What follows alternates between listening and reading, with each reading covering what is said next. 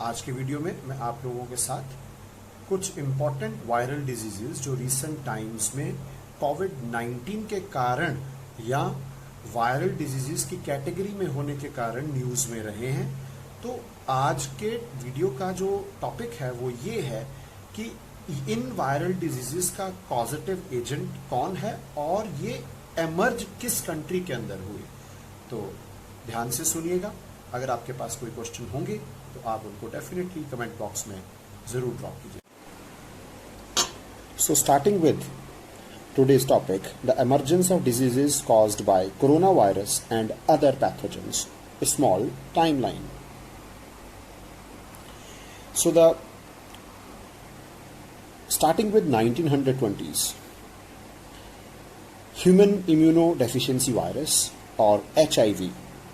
So the place of emergence was Kinshasa, Democratic Republic of Congo in Africa.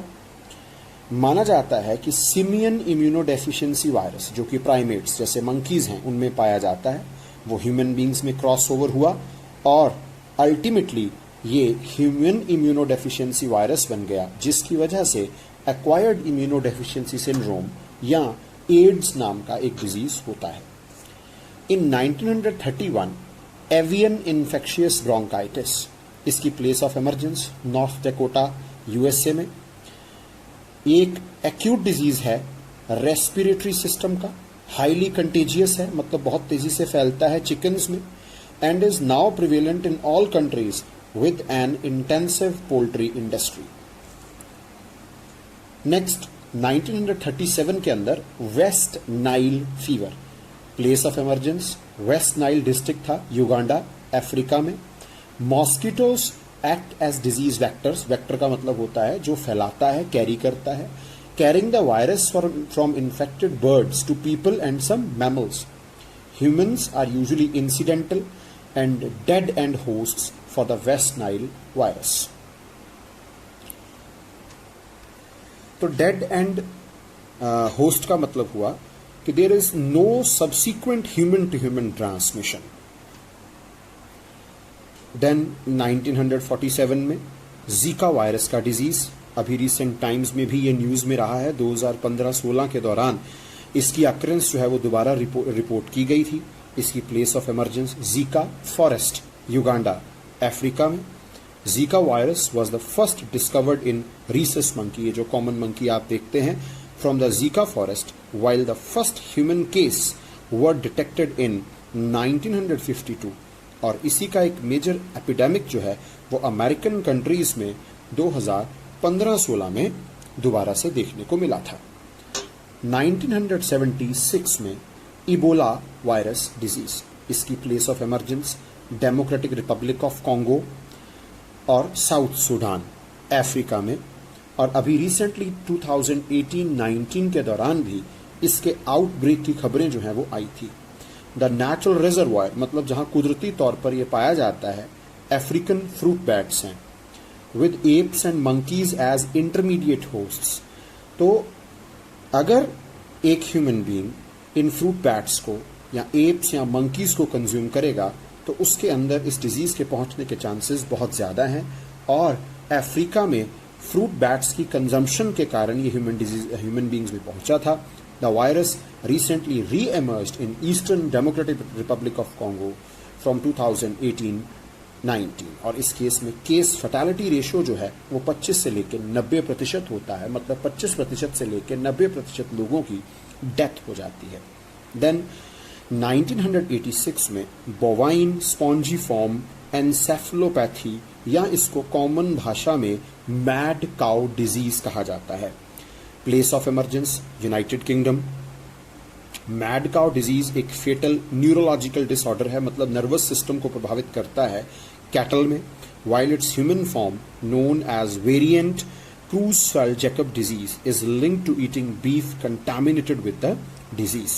और बहुत ही ज़्यादा ये एक डेंजरस डिजीज माना जाता है। देन 1994 में हैंड्रा वायरस इन्फेक्शन, इसकी place of emergence Hendra Australia में। लार्ज फ्रूट बैट्स इसके नेचुरल रिजर्वायर्स हैं और बहुत ज़्यादा सीवियर डिजीज होता है इन इन्फेक्टेड हॉर्सेज और ह्यूमन बींग्स में। केस फेटलिटी रेशो 75% है हॉर्सेस में और 50% है ह्यूमंस में, and no cases have been reported outside Australia so far. Then 1996 में highly pathogenic avian influenza HPAI, या जिसको कॉमन पार्लेंस में बर्ड फ्लू कहा गया, इसकी place of emergence again Guangdong China. 2002 में ये वायरस दोबारा हांगकांग में री एमर्ज हुआ और अभी तक चाइना की इररिस्पॉन्सिबिलिटी इस वायरस में भी मानी जाती है, और ये बहुत रैपिडली स्प्रेड हुआ साउथ ईस्ट एशियन कंट्रीज की तरफ। 100 million domesticated chickens and ducks either died from the disease or they were culled to stop the outbreak in Asia. Culled का मतलब होता है सिलेक्टिव किलिंग करना। 1998 में Nipah virus, place of emergence Malaysia, it emerged as a respiratory and neurological disease in pigs before spreading to humans. A large Nipah virus infection outbreak in Malaysia from 1998 to 99 was followed by 5 outbreaks in Bangladesh from 2001 to 5. Then 2003 में SARS, Severe Acute Respiratory Syndrome, corona virus इसी family में से है। Place of emergence again Guangdong China में। China की irresponsibility यहाँ पर भी हिस्टोरिकली हमें पता है। Following its emergence, this pneumonia-like infection spread to over 26 countries before it was contained. Bats are suggested to be the natural reservoir of the SARS coronavirus, तो ये भी रेस्पिरेटरी सिस्टम को बहुत बुरी तरह से प्रभावित करता है। 2012 में MERS, Middle East respiratory syndrome, corona virus से मिलता जुलता ही ये वायरस है। इसकी place of emergence Saudi Arabia, Asia में। Bats are probably the natural reservoir of the MERS coronavirus, with dromedary camels as intermediate hosts. MERS has spread to 27 countries with a large outbreak in Korea in 2015.